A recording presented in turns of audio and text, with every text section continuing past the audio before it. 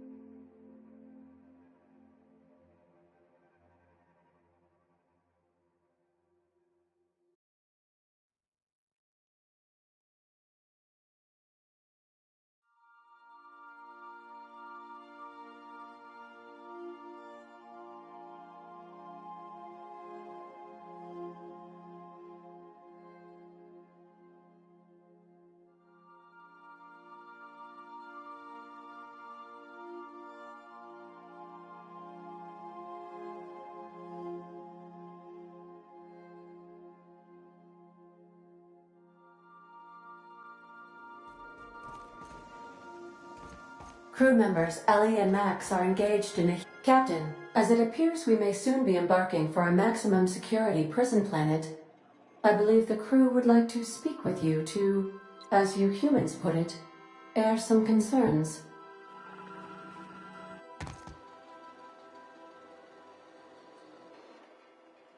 Phineas, locked up in Tartarus? We cannot let this stand. That place terrifies even the most hardened criminal. I'm not one for pointless heroism, but the board's gonna be after us next. We gonna finish what we started? To extract the scientist, you will need to infiltrate the labyrinth. But that course of action is likely to be quite dangerous, Captain.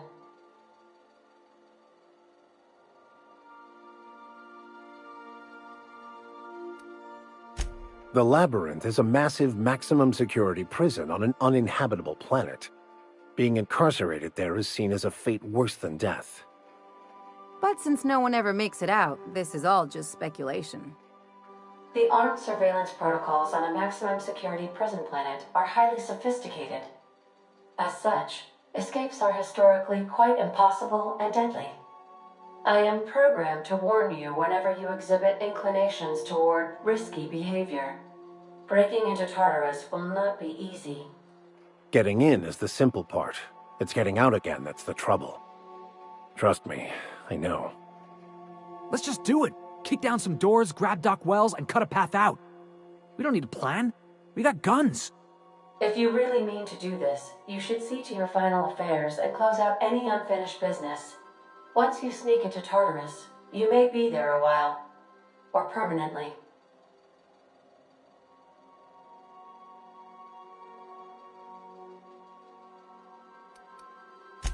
It's the craziest plan I've ever heard. And I mean that as a compliment. You didn't hire me to think. And I ain't about to start now. You're my boss. And I'll walk into fire with you. I think it's insane. But maybe the colony needs a healthy dose of insanity right about now. I know it's dangerous. And I won't lie and say I'm not scared out of my wits. But I couldn't live with myself if we didn't do something. You're asking for more than bravery from us, Captain. But there are worse ways to go than dying for a good cause. I'm in. Let Sam get the grime out. It's what our units do best.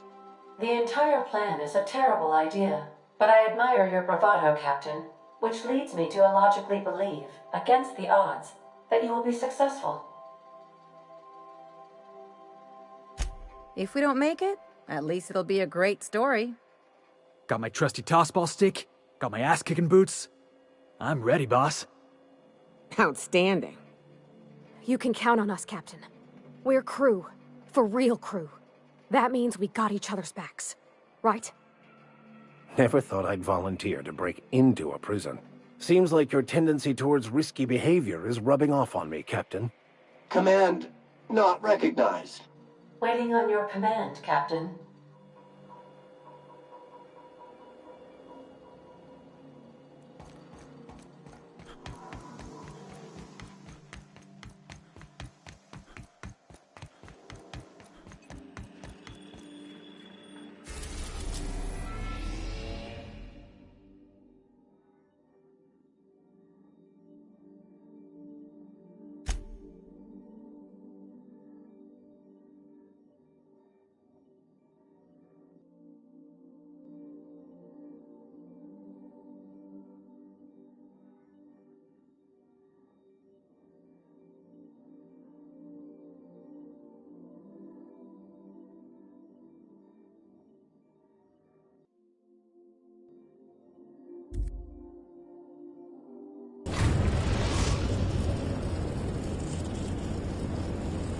I am pleased to inform you that we have arrived at the labyrinth. Please be advised that the punishment for trespassing is execution. Please be advised that electrical storms on the surface of Tartarus make departure impossible at this time.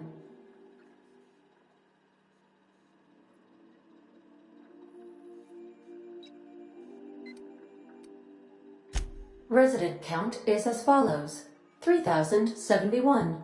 Resident deaths, including but not limited to executions, are as follows: 1,684. Resident escapes are as follows: 0. The interior can be chilly. Take a scarf with you, Captain. I would also ask that you leave your captain's ID with me, in the event that you do not return. I can make the assurance that I will not leave with another captain unless you do not return within 876,541,652 hours. Oh, speak of the devil. Captain, I am receiving a transmission from the prison's docking authority now. Attention, unauthorized spacecraft. This is a maximum security installation. Your presence here is an explicit violation of UDL corporate policy. You are hereby confined to your docking platform until a ticket detailing your crimes has been filed and notarized, at which point your vessel will be seized and you will be executed.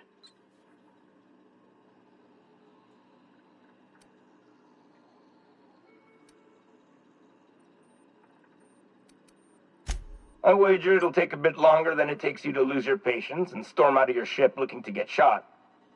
To be honest, that'd make my job a lot easier. You come out, we shoot you full of holes, and then everyone goes about their day worry-free.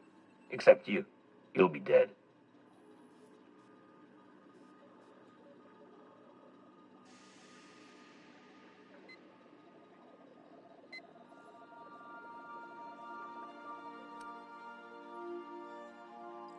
Wait, you're the stylist? Thank the law you're here. Everyone knows how particular the chairman is about his eyebrows. Here, take my biometric ID instead. Anyway, Tartarus Docking Authority signing up. Hang on. Another ship just pulled into your dock. Wait, is that from the Groundbreaker? What the? Pay no mind to that, just have a pleasant day. Transmission terminated. Biometric ID received. Transferring data to external cartridge. How can I be of assistance? I'll be here.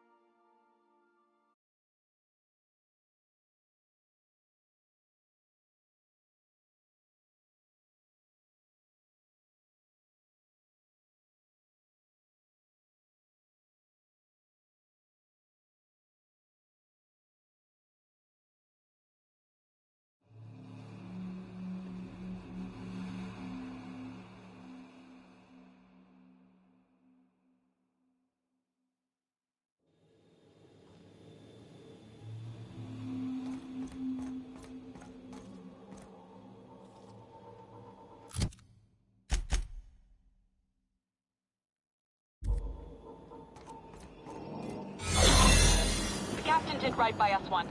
Now it's our turn. The board will never own Groundbreaker. Not while I reign. Push on, Mardat.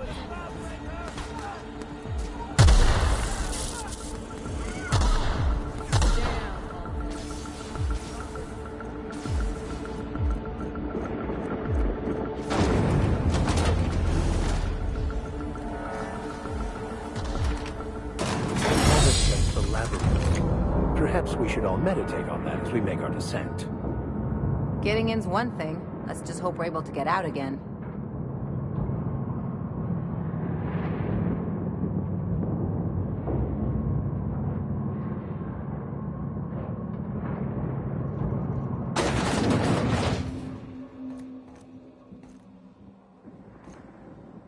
I suppose it would be too late to back out now, huh? Fear not, Captain. I'll watch your back.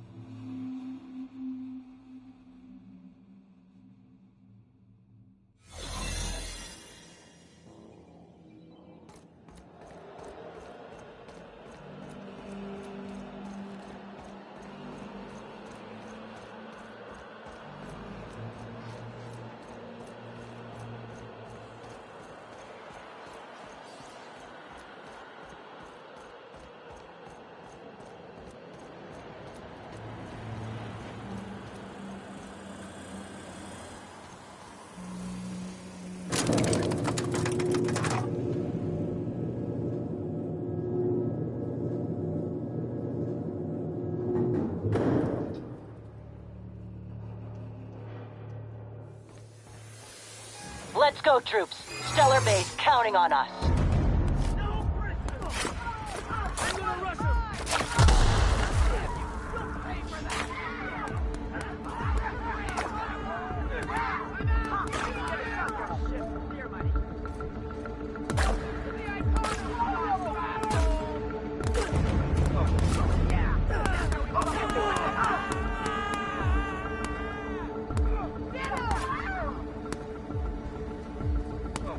What was that?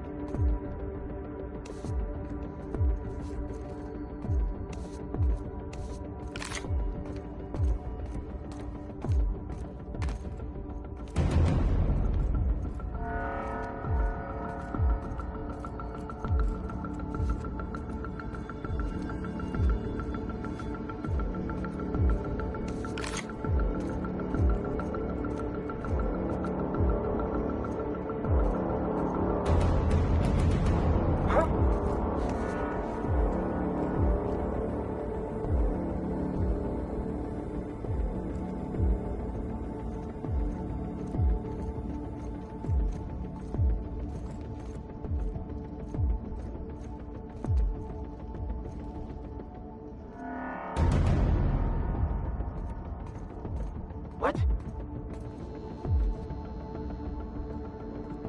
What was that?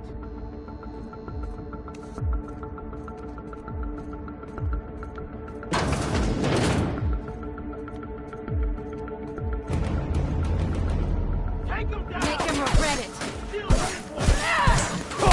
Nice hit! Next one!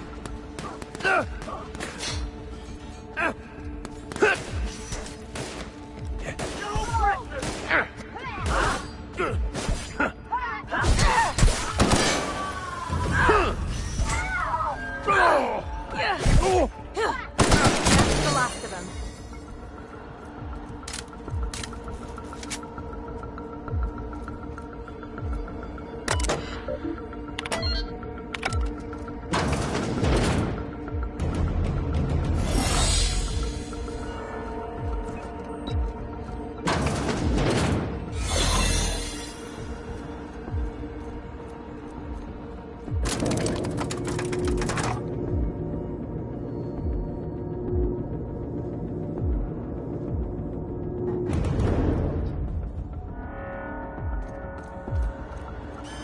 All right, MSI. I'm not one for rousing speeches, but the captain needs our help. So get in there and fight!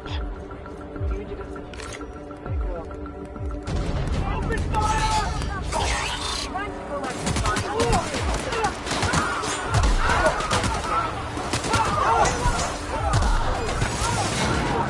Everything in... What did I tell you? Harlow's down with the man shtick was just an act. No one who yammers that much means half of it.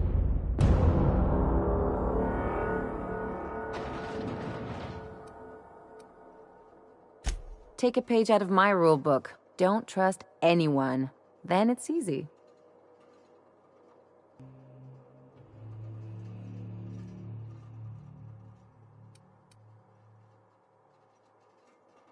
Don't get all mushy on me now. Come on, what did we just learn? People look out for their own interests. It's a fundamental law of nature, same as gravity and conservation of motion.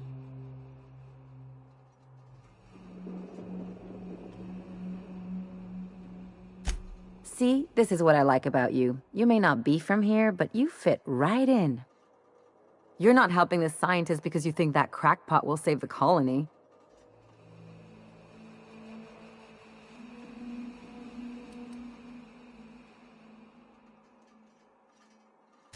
You're right. The point is that self-interest is like self-pleasure. No one wants to admit it, but everyone has a hand in it. Enough about Harlow, though. Anything else?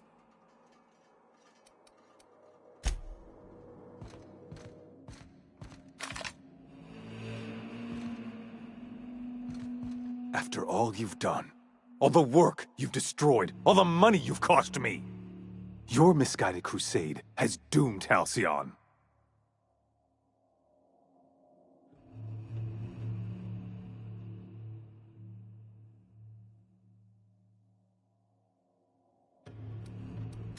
That crackpot's plan is ludicrous. We have steps, action items, budgets, and reports. All he's got is a guilty conscience and lofty dreams.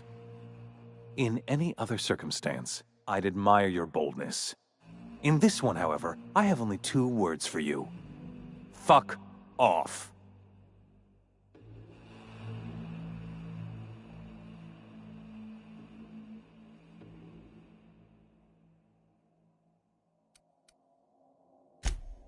No call for...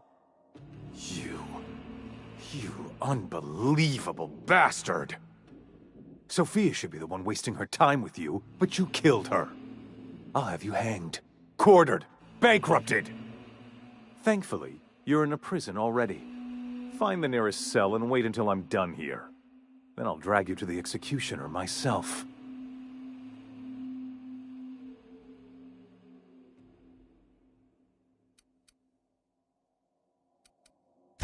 Is that what you think you're doing?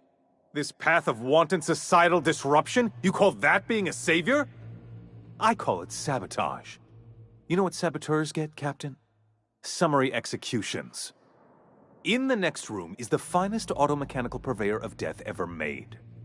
Try not to scratch the paint with your skull. It was fucking expensive.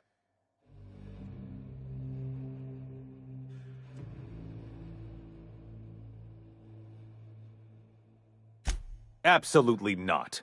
Akande was always the sociable one, not me. Need I repeat the magic 2 words?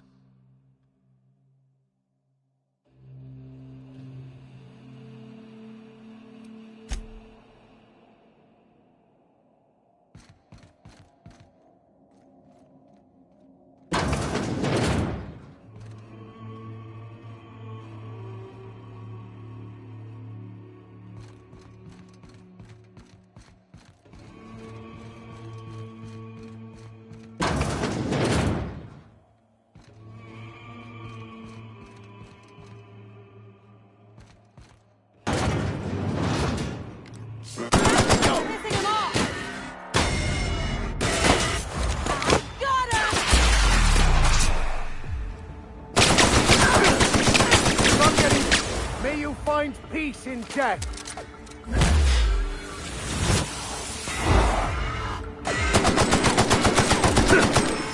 You're too tough. Try something else.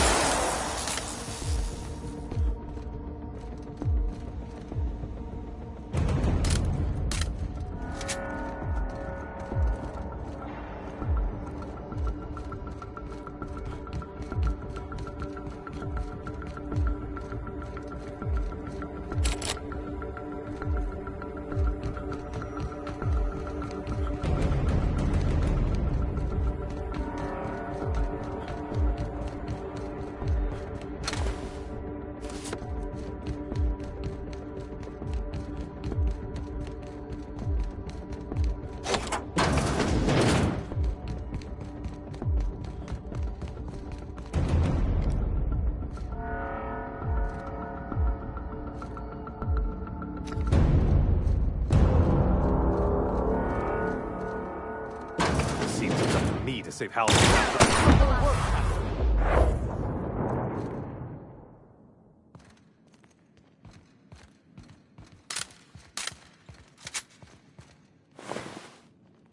Get me out of here!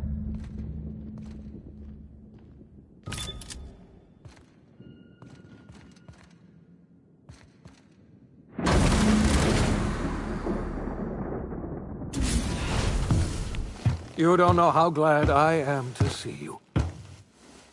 You lunatic. You broke into the board's own fortress and killed the chairman just to rescue one doddering old man? You are absolutely out of your mind, and I can't begin to thank you enough.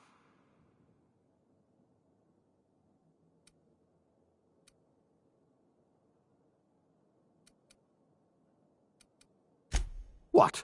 Break into the most heavily guarded facility in the most hostile world in Halcyon? No, I have absolutely no idea how you did it. You're a goddamn miracle worker. You've broken the board's stranglehold on this colony, and you saved my life. But there's still so much we have yet to accomplish. You and I are going to have to work harder than ever to save Halcyon. I'm afraid the situation is far worse than any of us ever anticipated.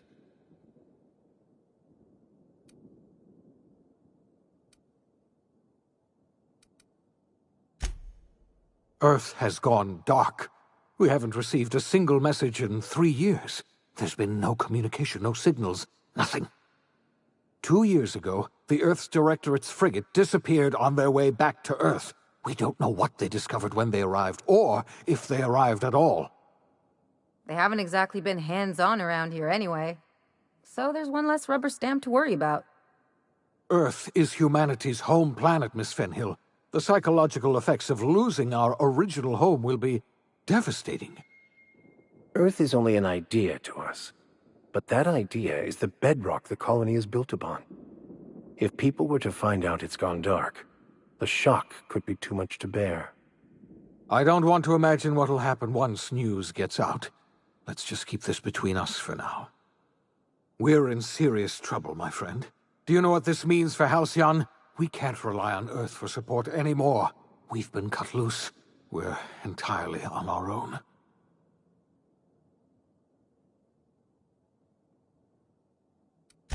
Yes, certainly. I'll help however I can.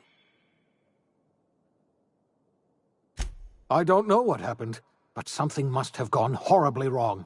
I don't know why Earth's gone silent. I don't even know if Earth exists anymore. We have no connection back to Earth, and return is likely impossible. We're completely alone out here.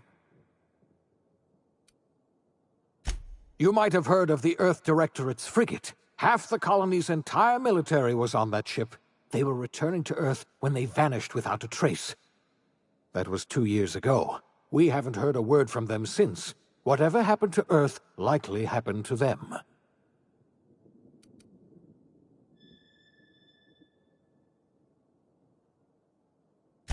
I wasn't trying to hide the truth from you, but after all you've done, I owe you an explanation. Yes, I experimented on the Hope's colonists.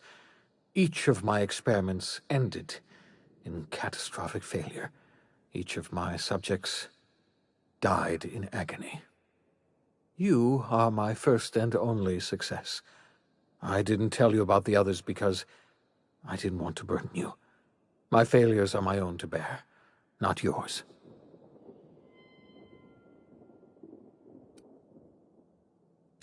I'm not asking you to forgive me. Law knows I won't forgive myself, but I'm going to try to set things right. My apologies. I need to get a hold of myself. We've far more pressing issues to worry about right now. If you have any more questions, ask me. I'll answer as best I can. Yes, we do. You've done a marvelous thing. You've succeeded where anyone else would have failed, including me. We must begin the revival process immediately, starting with the Hope's brightest minds, and then we're going to fix this damn colony, one problem at a time. We're going to need a leader, and I can't imagine a better person for the job than you. What do you say, old friend? will you help us?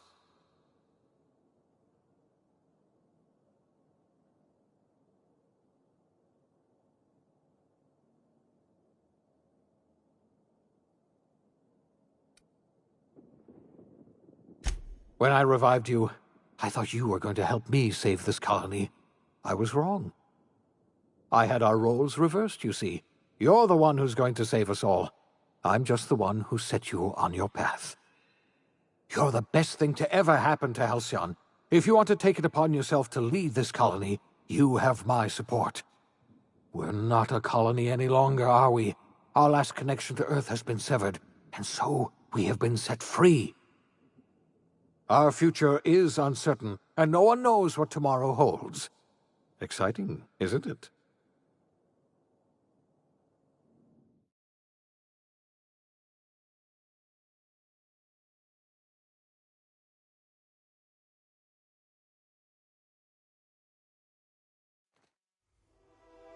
The OSI teaches that everything in the universe happens according to the grand plan. But the stranger that arrived in Halcyon was an unplanned variable. From the moment he landed in Emerald Vale, his actions altered the course of history. The events on Tartarus brought about the end of the board's authority. But the board's mistakes would haunt the colony for decades to come. The damage they left behind would require the work of a generation to repair. Dr. Phineas Wells began reviving a handful of the Hope's colonists. Engineers, scientists, technicians, and intellectuals. They were among the brightest minds the Earth had ever sent out into the stars. The Hope scientists and engineers woke up in a colony descending headlong into total collapse. With no way to return to Earth, they had no choice but to band together and devote themselves to the cause of saving Halcyon. The people of Halcyon were nothing if not hardy. In the absence of the board's authority, many of the colony's settlements banded together with a single purpose in mind: survival. Life was especially hard in the years to come. Some towns dissolved by attrition and starvation, but most of them found a way to carry on. In the years to come, Halcyon was forced to reckon with its newfound freedom. The board was gone, and for better or worse, the colony was responsible for its own destiny. Between MSI's worker-centric policies and the iconoclast's manpower, Sanjar and Zora were able to rally many of the Terra 2 townships to their cause. MSI's workforce swelled, and the iconoclasts enjoyed a significant surge in their ranks. The board was too distracted by infighting and internal politics to stop MSI from becoming a powerful corporation and a refuge for townships that might have fallen through the cracks. Consumed by paranoia, Lilia Hagen took Sublight Salvage in a controversial direction, openly accusing board officials of an extraterrestrial conspiracy. One day, an accident at the Groundbreaker's docking bay silenced her forever. Time would tell if her replacement could keep the Sublight family together. Adelaide McDevitt replaced Reed Thompson as the leader of Edgewater. She and her followers transformed Edgewater in their image. Anyone loyal to Reed was pressured into leaving town, and those who stayed behind adapted to her way of life. Adelaide transformed the old cannery into a new garden. The nearby Edgewater Cemetery provided a convenient source of fertilizer. Under the leadership of Junlei Tennyson, the Groundbreaker held firm against corporate influence. The ship's mechanical stability gave Junlei the time to educate a promising generation of engineers schooled in her family's traditions. The future of the Groundbreaker looks promising. The rediscovery of the Hope and the abandonment of the Lifetime Employment Program forced Byzantium to come to terms with some uncomfortable realities about the state of Halcyon. While Byzantines were reluctant to surrender the luxuries they'd grown accustomed to, the board's diminished authority gave them little choice in the matter. Nearly everyone had to learn to make do with less. Some even had to get jobs. It was a dark time indeed. Your influence shifted Ellie's perspective. She finally admitted, albeit grudgingly, that she just might need other people. Sometimes. With a steady income from the life insurance payouts, she was finally able to afford a ship of her own. She hired a small crew and flew supply missions to communities on the fringe. Some of them were even legal. Life in Halcyon was sobering for Felix Millstone. The grand revolution he dreamed of never came. There was no great awakening for the colony, no celebrations in the streets. There was only the hard, desperate work of trying to repair a broken colony. Felix never had a head for numbers, but if there was labor to be done, he was there to help. Eventually, Felix realized that the work of a revolution was done with two hands. As much as he enjoyed his adventures aboard the Unreliable, the vicar, known as Max, eventually decided that it was time to move on, to live out the life he had sought so long to create. He knew there were many in the colony who carried burdens much worse than the ones he had struggled with, and he devoted himself to easing their suffering wherever he could. He only ever took up arms again to defend the defenseless. Unshackled from a lifetime of striving and fighting the universe and himself, Vicar Maximilian de Soto was finally at peace. Once the matter with the Hope colonists was resolved, Junlei bashfully asked Parvati if she'd like to join her permanently on the Groundbreaker, and Parvati enthusiastically, if somewhat awkwardly, agreed. The stories of her adventures spread across the colony, and Parvati soon found herself the center of attention. Having served as the engineer of a renowned spacecraft, tramp freighters and wildcat miners sought her out by name, and in no time, she was a fixture in the Groundbreaker's mechanical ecosystem. She and Junlei were never far apart. Nyoka returned to Monarch to take another crack at making a permanent life for herself. She formed the Charon Group, a mercenary outfit of ragtag survivalists and wilderness experts. Anyone in need of a guide, or just looking to throw back a beer and swap stories, could find her camping on the trail or clearing an infestation. The SAM unit that accompanied you spread awareness of the product line's superior sanitation and maintenance capabilities across what was left of the colony. This led to a boost in SAM unit sales. Did you know that SAM units are the longest-lasting, toughest-acting cleaning solution in Halcyon? Minister Clark was released from house arrest, and his contact with you gave him a sense of renewed purpose and vigor.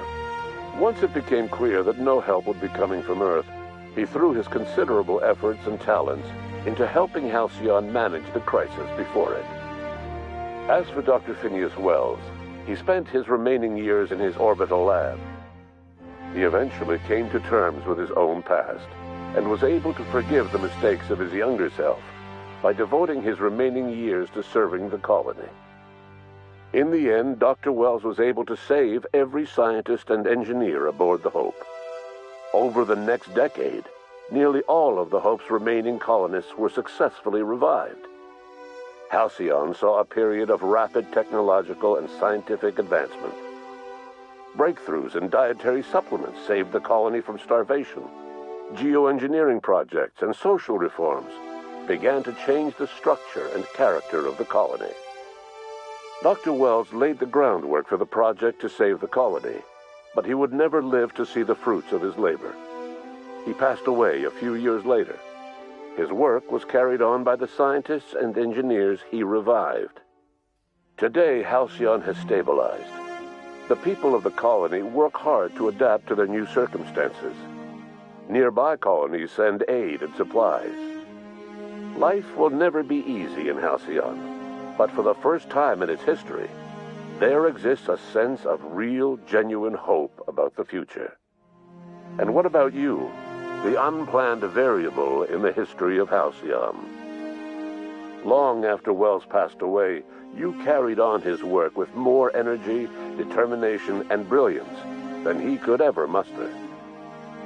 The years that followed were hard, but Halcyon survived, by the efforts of the Hope's most promising colonists, the greatest of which was you.